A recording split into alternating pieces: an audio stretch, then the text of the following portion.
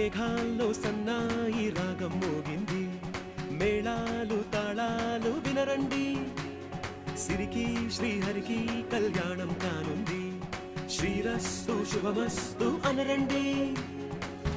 అచ్చతలు గంటో పెళ్లికి అర్థం చెప్పారంటూ, మెచ్చదగు ముచ్చట ఇది అని సాక్ష్యం చెబుతామంటూ, జనులంతా జై కొట్టేలా జరిపిస్తామండి.